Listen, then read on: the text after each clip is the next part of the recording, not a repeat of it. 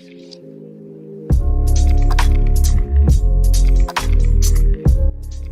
guys, welcome back to the Behind the Plate podcast brought to you by 1IQ Sports. I almost said the 1IQ thing. I'm Will. This is DJ. And it's the end of the season. It's As over. you can tell. The 2024 Toronto Blue Jays are dead. They have been put out of their misery, and the fans can go and do anything else. For me, it'll just be watching playoff baseball and wishing. For me, I've already transferred my identity. I mean, Monday Night Football, Seahawks, baby. We beat Detroit. It's not even close. Yeah, right. Dude, Gino's gonna cook. We may not have a D-line, but that doesn't matter because we'll just break everyone's knees on the Lions, man. It's okay. I think I finally captured my first W because of you. So thank you, actually. Oh yeah, honestly, I'm not gonna lie. I'm already so over the fantasy football one. From half my I didn't set my lineup. Half my team is broken. Yeah, me too. I think I looked in this afternoon. It was like 2:00, and I was like, oh. Yeah. But I have like 3 players out or 4 players out. Kyle Pitts with fucking 0 points for me. Dickhead. And when does fantasy baseball end? Is it today or tomorrow? Today, I lost to Sterling. I lost to Brendan. I lost to Sterling by a point. Me and him have had a battle. But we're not here to talk about fantasy, DJ. Ours is a battle too. Okay. Yeah. We're here to talk about the Blue Jays and the 2024 season. It ends 74-87. In the final 6 games, they went 1-5. They got swept by Miami. The good news out of it is that they officially clinched the 5th best odds at the number 1 overall pick, which gives them, I think it's like a 40% chance at like a top 3 pick and like a 70% chance at a lottery pick, which is like top 5, top 6, something like that. It's going to be sick because getting whoever they're going to get, whether it's Jace Levialate, the fucking guy from college baseball, I like fucked his name up completely. So that's embarrassing. Or Ethan Holiday or whoever else emerges. Jays are going to get a sick pick. And that's a bonus right now. First time in a while to look forward to draft. I'm actually going to watch the draft lottery. I've never done it before because it's never meant anything to me. So that's going to be fun, I guess. But DJ, I think we got to discuss what the fuck we just watched for 162 games. 74 wins in a season where 86 gets you into the playoffs. The Jays were 12 games out. Yeah. And they had World Series aspirations. I would love to go and just watch the first pod of the year. I wouldn't. And I think that would summarize if you put them like beside each other. And just see the difference. Dude, opening day was sick. And then we got dummied in the first week. We got no hit in the first week. We should have known from there. Oh, and then Bowden Francis almost threw his 2 no-hitters. Honestly, like, I know we haven't really thought about it, but, like, shall we do awards for the Blue Jays? Awards. Team awards, like, just for the Jays. Like, you know, like, most outstanding player. Like, stuff like that. Just, we can celebrate 2024 as much as we are all happy that the game ended in like 4 hours ago, 5 hours ago, 6 hours ago. In about 2 weeks, I'm not going to lie, I'm probably going to miss Toronto Blue Jay baseball. I was sitting there after that final. When Vladdy got pulled in the 8th, that's when it hit me. I was like, the season, it's done. Like, the only reason I wanted to watch today's game was because Vladdy was chasing 200 and he didn't get it. And then he got pulled, and I was like, wow. It hit me like the season's done. There's no more until February. I know. Which, by the way, is going to be a great birthday gift. And I'm looking forward to it in February. It's going to be sick. Especially when Juan Soto's playing for the Blue Jays. Yeah, right. But it will be interesting to see. It will be. I'm down to do awards. There's a lot of heavy lifting to do this offseason, but before we go into that, let's do awards. The first one is MVP, and I feel like this is unanimous. Unanimous. Vladimir Guerrero Jr. 323 batting average, 30 home runs, 103 RBIs, and OPS 940, 900 something. 940, Yeah. 945. His 945 or slugging was 940. was 600 something, maybe low or maybe high 500s, but I think he was in the 600s. He was sick this year. He was the only reason this team was even worth watching in the first half. And then the young guys kind of came in and helped him out a bit. But this was the season he needed after last year when he hit 260 with 20 home runs, and everyone kind of bitched him out for second. And even though he was productive, but it wasn't Vladdy productive. Yeah. When you want to lock a guy down, this is the year you want to see. And I'm glad I was able to watch it. It's very interesting to me because even when you look at the way he started the year, he started abysmally. Like the first 2 months were like really bad. So for him, he has legitimately been arguably the best player since the All-Star break. He's been batting like I think over the last 3 months like 360, which is fucking crazy. Yeah. That is such an absurd number. It's not like 2 weeks or like even a month. He's just been like, I don't know, really good. The batting title chase was super fun as well. I enjoyed that. Yeah. Good for Bobby Witt. He's Yeah. just been unbelievable. But like to think Vladdy ended with 30 home runs after it was like late May, early June when he had 8 home runs. And remember when he was just hitting 400, but he was only hitting singles? Right. It was like, whoa, what are we doing? And then he came through, and then he got the haircut, and the ball just exploded. Yeah. So I'm excited to watch. I'm excited to see how he continues this into next year. Right. I don't think we can expect exactly this type of season next year, but I think we can expect something along the lines of this to 2022. Kind of those similar of years. Like he seems to be a perennial 30 home run hitter, and he can hit anywhere between 290 to 310. Like I think The 320 might be 320. a little ridiculous next year, but like I don't know. I could see him doing it, but it's like what type of player is he going to be going forward? Is he yeah. going to be a guy that gives us 45 home runs, or is he going to be a guy that hits 300? Like, where is he going to go? Like, is he going to be more of a contact or a slugger? Because, like, coming up, he was a mixture of both, obviously, but you'd expect 40 home runs from a guy. Like, he's been talked about for having this crazy power, and he still does, but the launch angle wasn't always there, so it's going to be interesting. Um, to see what he does with the power next year because 30 home runs is like nothing to laugh at, but I think a lot of people are still missing, like, think he's capable of hitting 40. Well, he had 30 35. home runs with no help in the lineup too. Right. Like something you got to think about next year is there's gonna be a guy behind him, in some way, shape, or form that's not gonna be as scary as him, but is like gonna make pitchers pitch to him.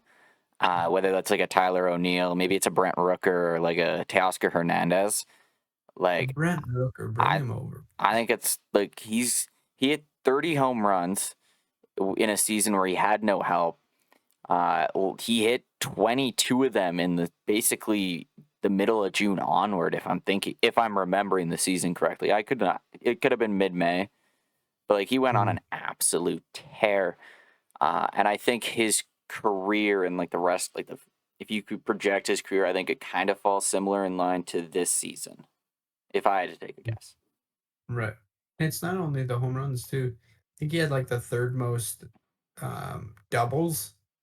Like, people say he hit a lot of singles, he hit a lot of doubles too. He was Yeah. just all around just a great hitter. And seeing his approach, like, he could hit any pitch. That's what makes him dangerous. That's why he was an 80 out of 80 for his prospect scouting Yeah. score, first ever. You're starting to see it with seasons like this.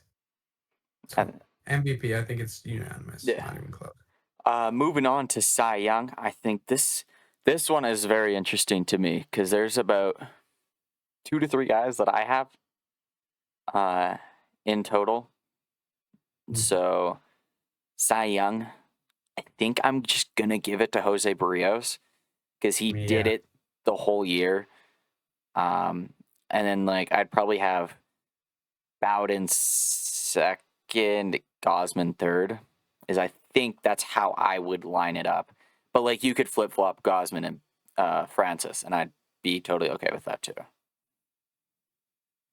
I think I'm the exact same as you, just because Bowden didn't have as much innings and like as much workload. But I don't think it's as close as you're making it out to seem for Gosman, only because I feel like this year feels a lot worse to me for Gosman and what we expect from him. So maybe that's like why Yeah. I'm not so like high on him. And Well, Francis just was like the best pitcher in the league for yeah. like a little bit there. In like just looking at the Jays rotation, like I wouldn't have Bassett up in the conversation. Right. If Manoah had a healthy season, he like you never know. I Yeah. definitely wouldn't have Yariel up in the conversation. There wasn't a reliever worth mentioning on this. Mm. Like I guess Chad Green, but like even And he then, fell off. yeah. I just think Francis and Gosman's numbers were very similar. If I'm like, I think Gosman finished with like a 3.8 ERA, and Francis had like a 3.47. Like Hmm. they're like you can see the similarities, even though some of the numbers may have a bit of a gap. Maybe I'm Right. just overrating Gosman a little bit, but I don't think I am. Well, I think he had a lot of ups and downs, and Francis literally had such a good second half to put him into like an easy top five, or not top five, but a rotation spot next year. And for me, that's more impressive. Yeah, We're obviously, I think we're going to see a difference in Gosman next year, and he was pretty good near the back end. But yeah, Barrios was nasty. Rios was just Yeah, him all year. well, he had like a month and a half, 2 month stretch where he was like insane, and then he was bad, and then insane again. So it like balanced out. Yeah, I think is he still tied for the most wins, or what? I Did he don't finish? think so. Some Tariq Skubals just got nuts. Like his numbers are nuts. I think he's close to 20 wins right now. Well, he won the pitching triple crown. So yeah. That's Um, You've frozen such a concerning spot. yeah. I was saying that like I think Skubals got the most on the American League side, at least. Because he won Boom, the boom, pitching boom. triple crown, which is wins, ERA, and strikeouts, I think, or whip, something like that. I don't know. The pitching triple You crown see needs the to move around. similarities. You see the similarities between him and what's Chris Sale. They Yeah, are like those two went nuts identical. this year. Yeah, that was good to see. Moving on to rookie of the year, I think this one's Finished third. pretty unanimous as well here. Just because at the beginning of the year there wasn't too many rookies on the there wasn't any rookies on the team, and this guy just kind of did it for Mm-hmm. 4 months, and that's Spencer Horwitz for me. I gonna assume you probably have the same answer there. You're frozen, so I'm gonna wait. You You're can talk. frozen, so I'm gonna wait. Okay. Yeah, considering the last podcast or whatever, the second last podcast, whatever it was, that we said he's going to get rookie of the year votes. Yeah, He was nasty. He was what we needed him to be, or he's what he needed himself to be going into next year. Because when you're such I don't want to say one tool player, but like, like he doesn't offer much on the defensive end. It really makes their decision going into next year with him matter. That's how good he was. So it'd be interesting to see what they do.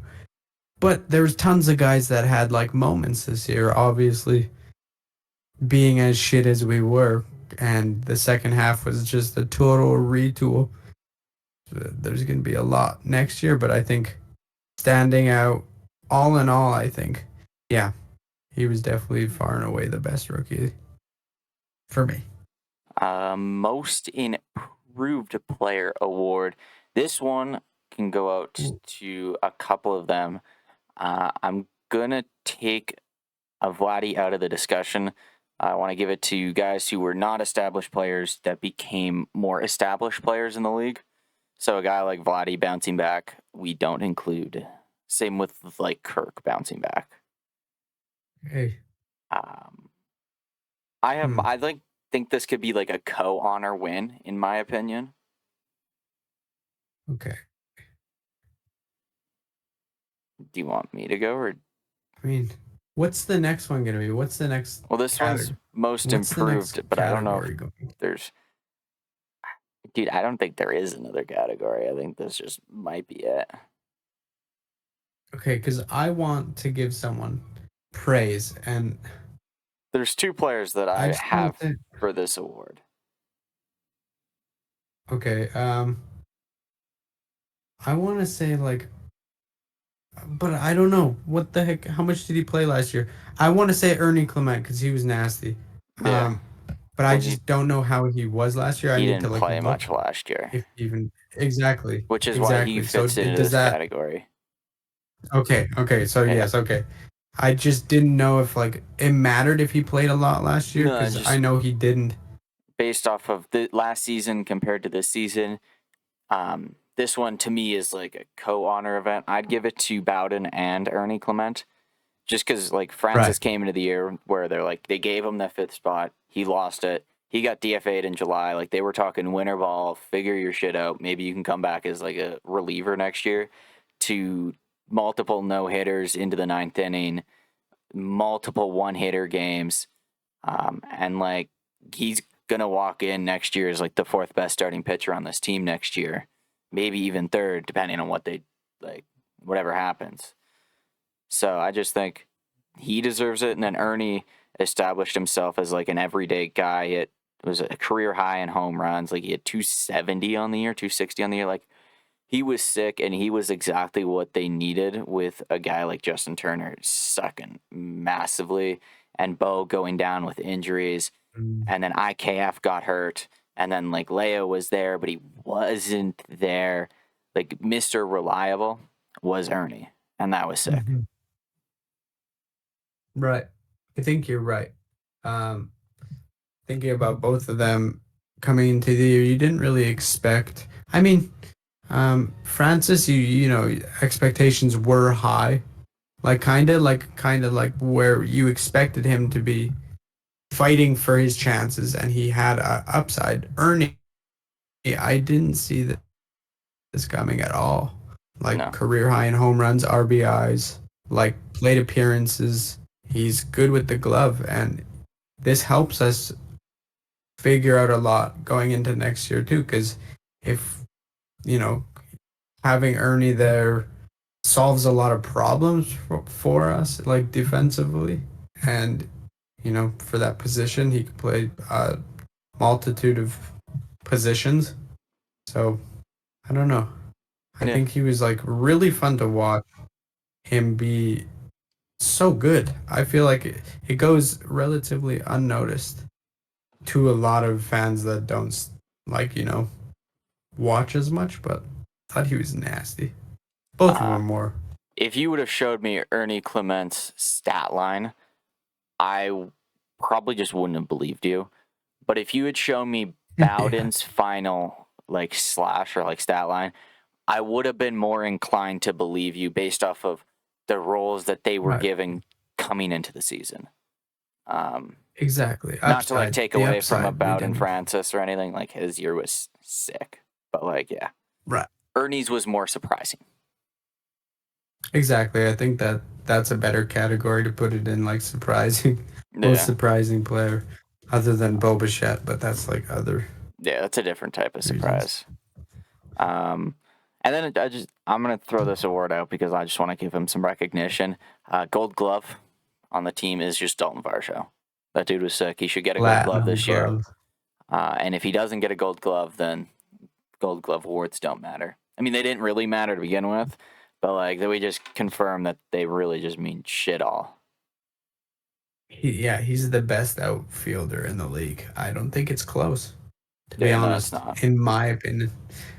So if they take away that award because of an injury, that's like the only thing I can think of is like recency bias Well, and the only like thing I could think is that like because he splits so much time between left field and center field that maybe they take that yeah, away and like hold it against him. But like, wasn't as bad this year though. no, He like at was in least he center a lot. probably played 100 games in center this year still.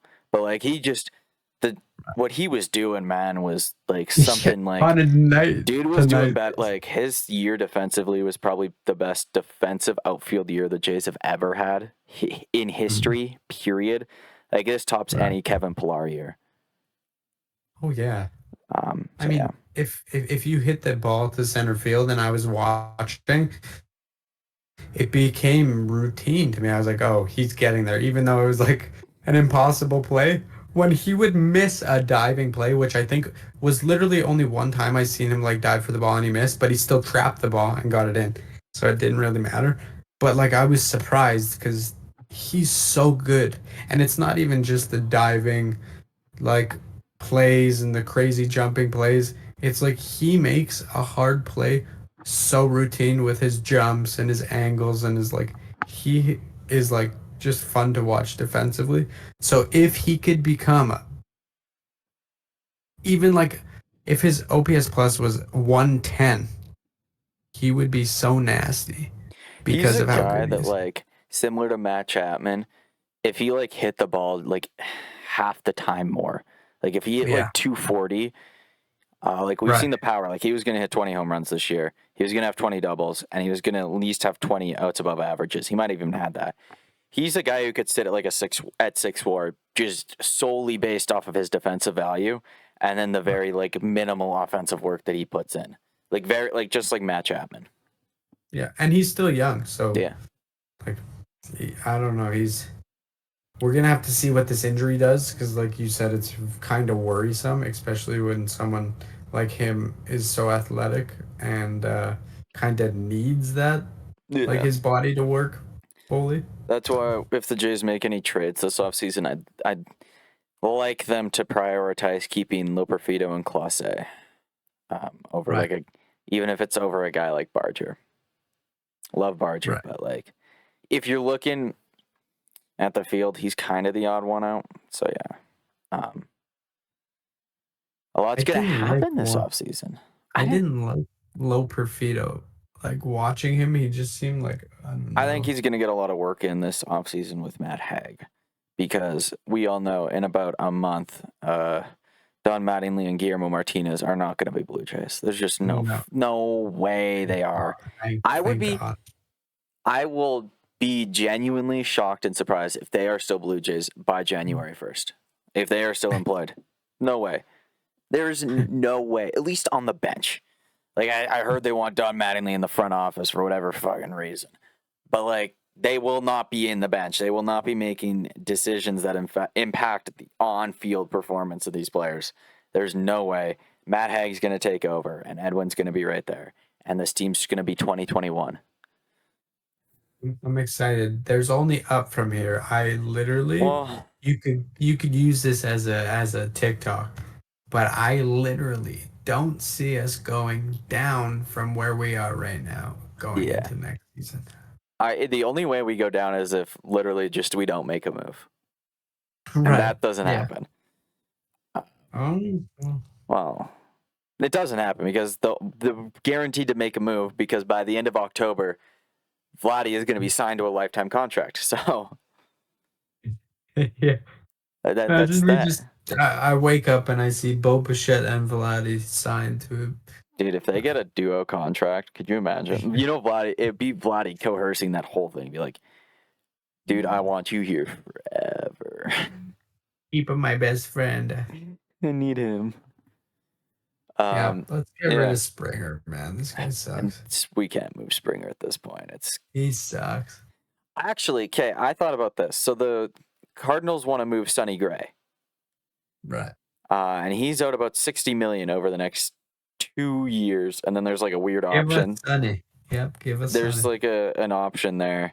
Now, Sonny Gray didn't have a great year, but those are similar contracts in a sense to move if you wanted to move Springer. I just don't see the Jays moving him. No, but I'm sick and tired of watching him at this point. It's like he he's has gonna his hit peaks and 7th next year. valleys. He is not leading off. Yeah. Maybe that does something for him. Maybe he's like, oh shit, like maybe. you know. But 7th, like he's a good 7th. Yeah. I want to quickly spin onto Vladdy before we get carried away, just because he is priority one. Like there's a huge offseason map, and his face is the center of it, circled. In the middle. And I was joking yesterday. I was like, I don't think the Jays let Vladdy leave Rogers Center, and I genuinely all jokes aside, I don't think they should. Just you're here until we work this out. Then you can go home to your family. Yeah. Like find a way. Just get this done. Get this done. It sounds like it's going to get done. It seems like it's going to get done. All signs point to it getting done. Yeah. It's just a matter of getting the price right. I've been saying the same price in years for a few months, basically since about June. I'm sitting at 13 years, $350, but I wouldn't be against going to $400 if it meant signing him long term. That's interesting. I wouldn't be against if we had to hit up to $400. I wouldn't look at that and go, oh. I'd be like, okay. You know, what's the av of that? Like the ABV over 13 years. Yeah.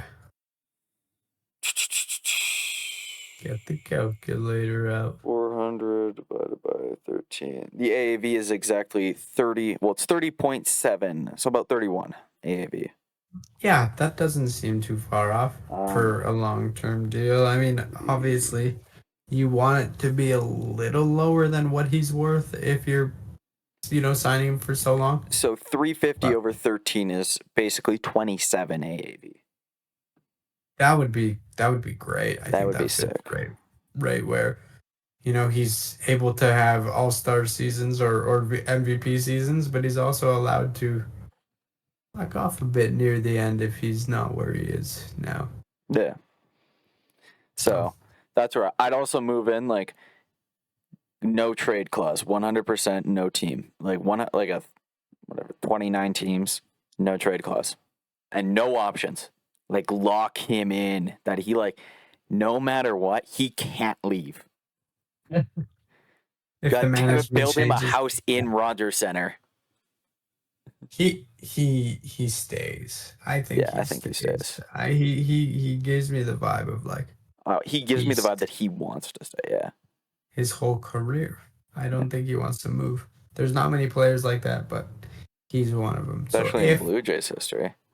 Yeah, exactly. If he's not a Blue Jay at some point, I don't see it being his fault. Or, I mean, if he's not a Blue Jay at some point in his career, ideally it's when he's 40. Right. But I don't see a world where it just doesn't happen, Clip this too. Yeah, clip it. I don't see how it doesn't happen. Like, if the Jays theoretically, if Atkins and company want to theoretically have a good offseason where they can lock some guys down, whether that's bringing Teoscar back or signing Tyler O'Neill, or getting some bullpen guys or whatever it is. Right. It starts with Vladdy, and if you get it done before the playoffs start, you're in such a good spot where it's hey, we sucked this year, but we got Vladdy forever, and we're only going to get better because we're going to get a top pick. We got there's some dudes in there, like Jake Bloss can be a dude at some point next year, hopefully. Mm-hmm. Tiedemann's going to be a dude in 2026, I'd assume. There's two guys there. Arjun Namala looks like he could be someone by about 2027. There's some dudes there. We just need to get a little bit more. And Manoah can come back. Yeah, we're like Baltimore. We're still near the bottom, but we're not too far off of being back to where we need to be. 2022 Baltimore, I would say. Yeah. Yeah. Just without the top prospects coming up. Right, exactly. And they had like way deeper far. But still, like we're not far from the playoffs. We're not No. like at all. Well, so I was looking at it today. Let's be realistic. The bullpen probably blew about 30 or 40 games this year. At least, right? But they also saved some at the start. But if the Jays pull in a competent bullpen, that's a safe say that you probably had 10 wins through a competent bullpen. Right. If Bo bounces back to even a 270 hitter, that's one or two wins. I'd say one. And then you sign a guy or two, like there's another win or two. Now you're looking at adding 13 wins.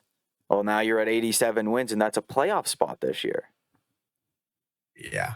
So, like, the road map to get there it's laid out. It's get some arms and just get a bat or two.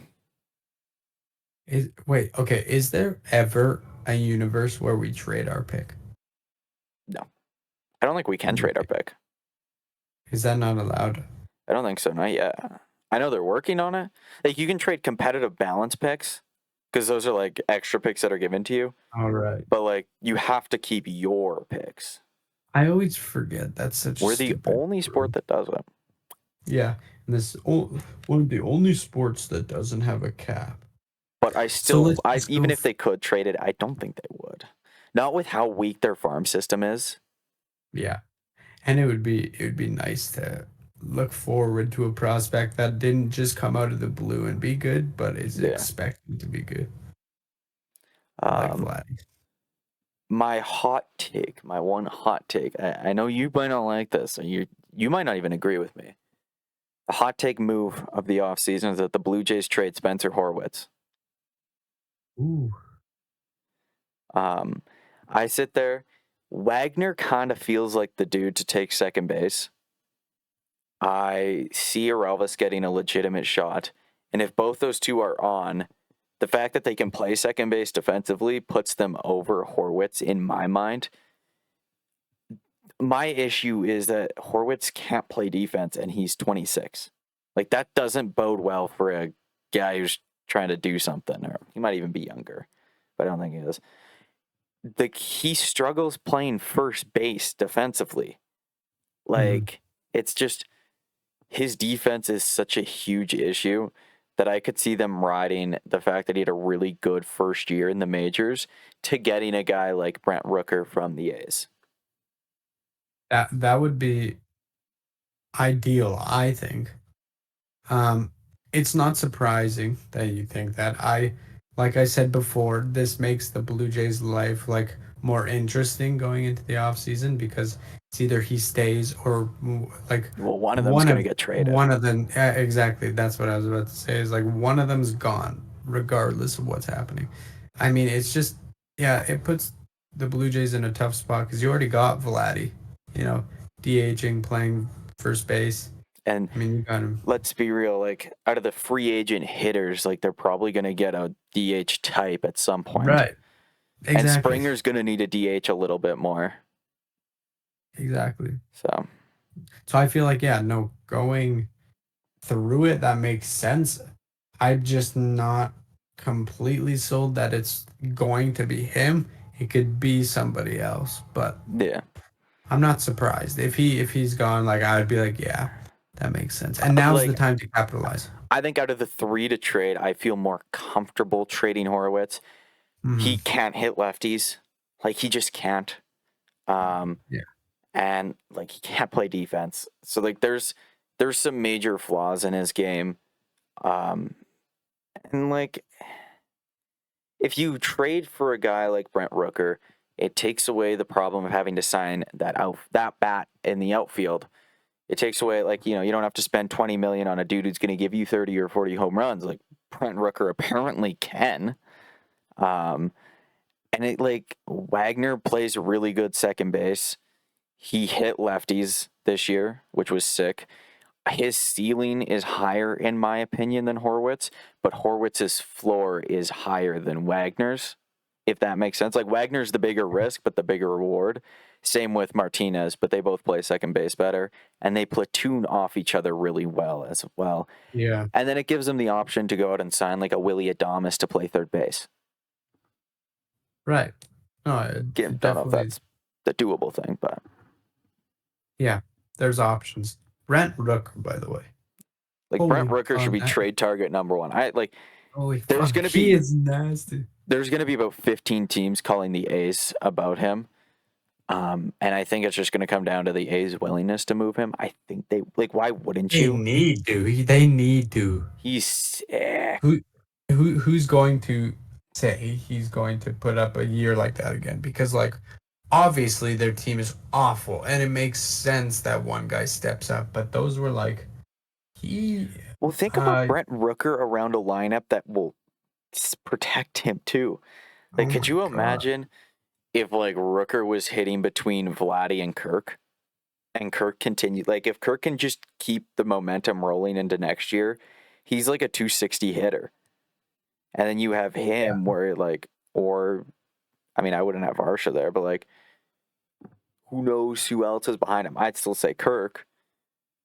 Like, you know, Vladdy's gonna get pitches, or they're gonna be like, oh shit, like he's gonna get more to hit, and he's gonna be in more hitter friendly ballparks year round, which is like, Yeah, also I say Will Wagner should be the leadoff hitter next year. that'd be fun. Colossae was kind of fun. Class A was fun, but I think he starts the year in AAA again. He's just a little too raw. But like, if you had Wagner against righties, and then like, I don't really give a fuck who it is versus lefties. It could be Wagner still for all I care. Right.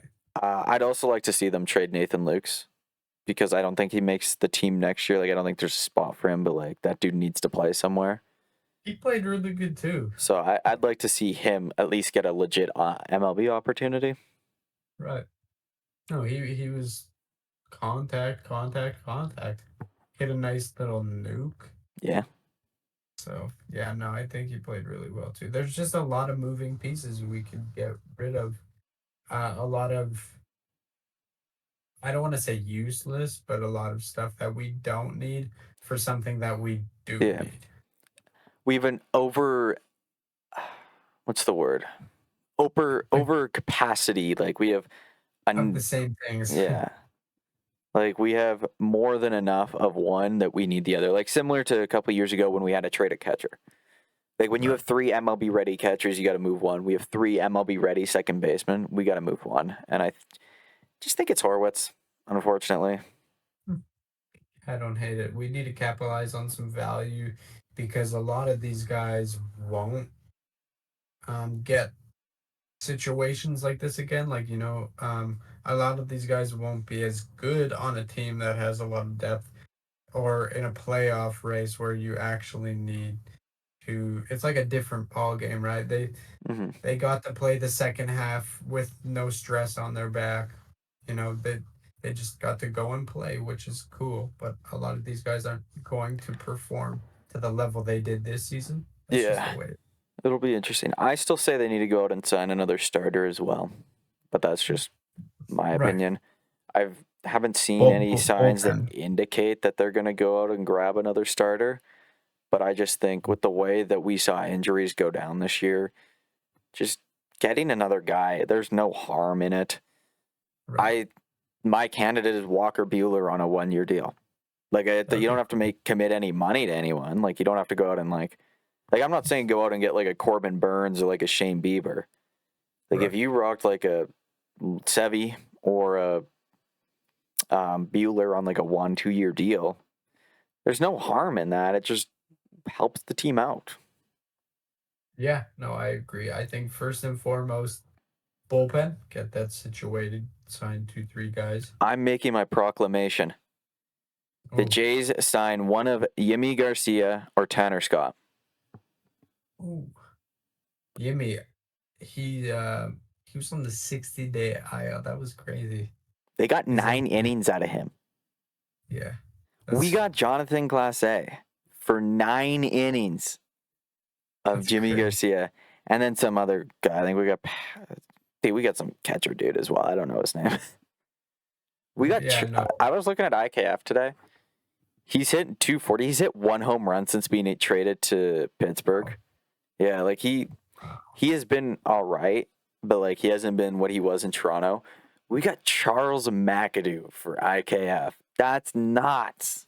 Yeah, that is. McAdoo's sick. Overall, though, I'm excited. There's going to be tons. There should be tons.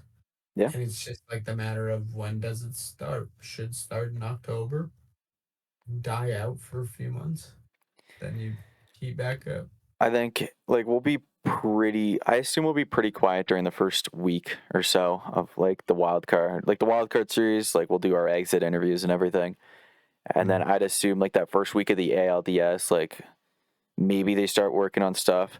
But like by the ALCS, I think we'll hear some Vladdy news of some sort. Like even if it's like the Jays and Vladdy are still like they're working on a deal and they've made significant progress in like the last week. Right. I think it comes down, like you said, get it done before he goes home. He's not going to stay in Toronto, but make it a priority. You have nothing else to do right now. You expected to play in October. You're not, okay? Mm-hmm. So sit down, take the time that you were supposed to use for the postseason, and get a deal done. Exactly. Hammer and then this shit out. After that 2 week or even 3 weeks, you need 3 weeks, figure it out, and then go on vacation. Figure it out, get your break, do whatever you need to do. But this is main priority and get it done as soon as you can. Do you think the dialogue I think the dialogue, initial dialogue probably started years ago, but like I think more sincere and like serious dialogue probably started around All-Star break time, if not All-Star break, like trade deadline time.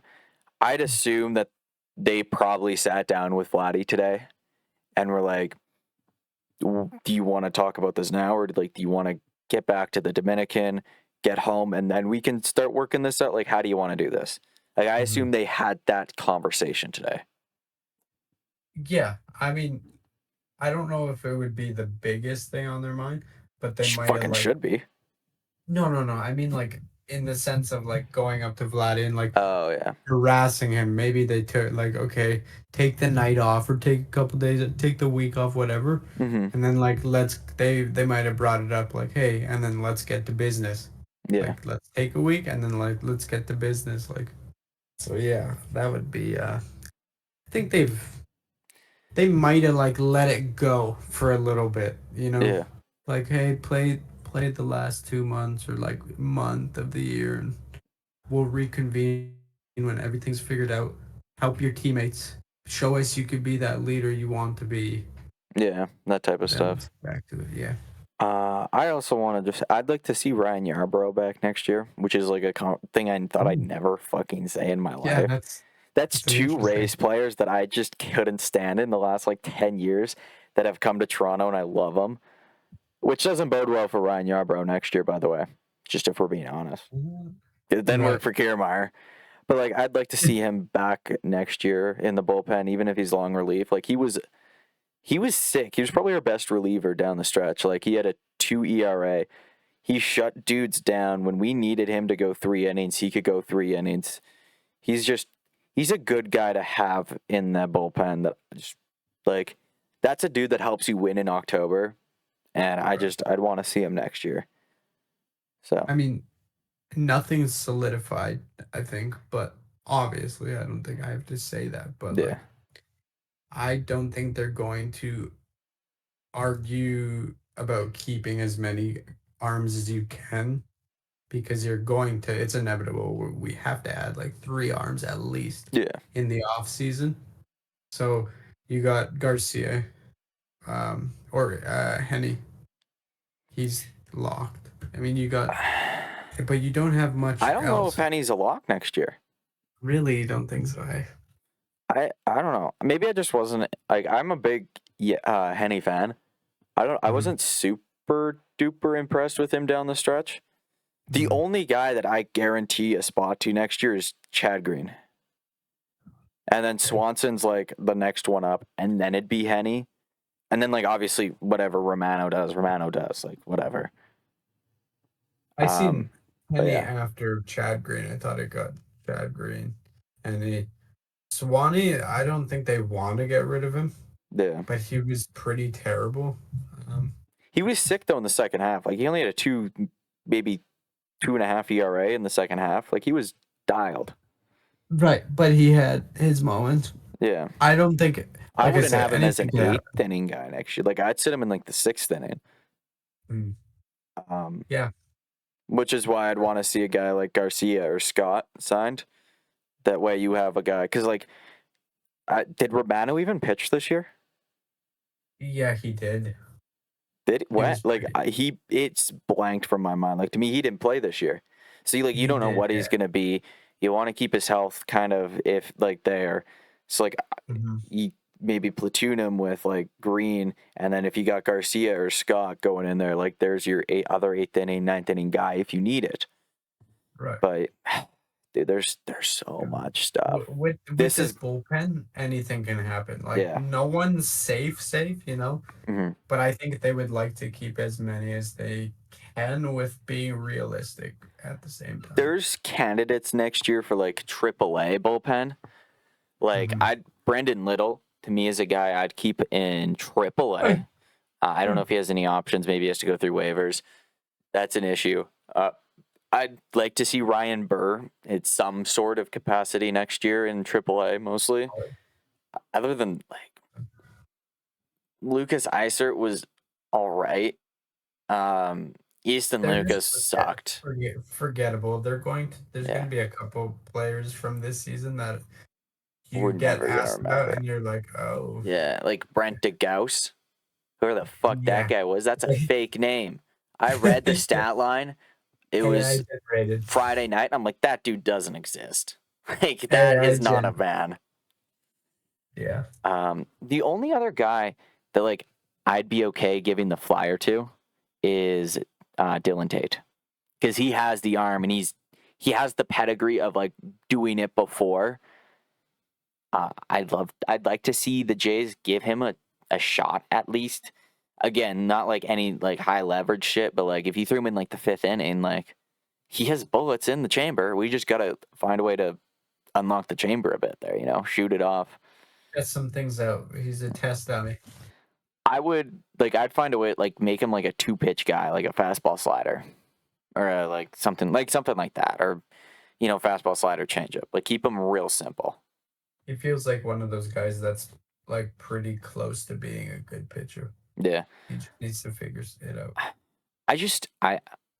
I'm gonna go back to it because of Brent Rooker. I think the A's and Jays just line up on a massive deal. Like I'm talking like Or what's 3 Rooker? guys. Like I think they got like Logan Harris as a bullpen arm. Austin Adams is there as a bullpen arm, and then you get Brent Rooker. You throw in like Horwitz, Schneider, and then like someone else in there, like make it a 3-on-3 or even 2-on-3 like that. Like I don't I know. think we'd have to give up a lot, though. A Yeah. lot Well, I on mean, that. like you could throw in an Addison Barger in that. Like I'd be okay throwing Barger away for Brent Rooker and 2 bullpen arms with Horwitz and Schneider. Yeah. Like I just don't know oh, how they value. Sorry, cutting you yeah. off. No, okay, go. Rooker has so much value now in Mhm. their eyes. Like, But for the A's young controllable players like Schneider, Barger, and Horwitz, more so Horwitz than the other two, is like that value's immense to them.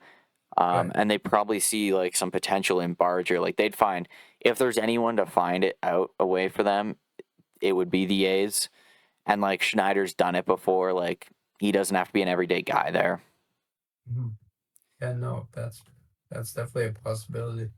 I was gonna say Atkins has to make like he's gonna have to show his balls this year. Like he's gonna have to make some gutsy moves. And like trading Horowitz is just kind of one of those moves. If you're giving up on Barger and getting an established guy back, like that could hurt. But like I don't see it coming back to biting the Jays in the ass more than like if they just kept him. Right. No, I think you're right. They've got to make a move. It's just how they're going to do it. Yeah. There's so many question marks that are going to be answered, and it's hard to sit here and like dissect all this. No, it's actually very fucking easy. But it's like all the shit that is coming out of our mouth is just an idea. This could go either way, you Yeah. know, any way they There's want it to go. 1,000 outcomes of this offseason. Exactly. Um, So if we yeah, somehow predict even half of what they do, I will be surprised. same. But that'll be for a dugout discussion for a couple weeks in the future when players are kind of full rolling. Yeah. I don't have Tomorrow. anything That's gonna else be to fun. add about the season. Do you? No. Disappointing yet optimistic. Looking forward to the off season because change is needed, and now they are forced. They have a shotgun in their mouth, basically. So Yeah. instead of hesitating, there's no hesitating. You get it done. When there's a gun to your head, you got to find a way to get away from it. Don't Kurt Cobain yourself. Yeah, exactly. But yeah, that'll do it on the 2024 Blue Jays season. The next podcast you see from us will be all about the playoffs. And if there's any Blue Jay news, we'll also cover that as well. We don't As need to do flat as Blue Jay of the times. week because we did Blue Jay of the year and MVP. So yeah, we just want to thank you guys for tuning in throughout the season. And tune in tomorrow for the playoff predictions, bright and early Tuesday morning. We're going to try and get her out there right before the first game of the wild card series. It's going to be a lot of fun.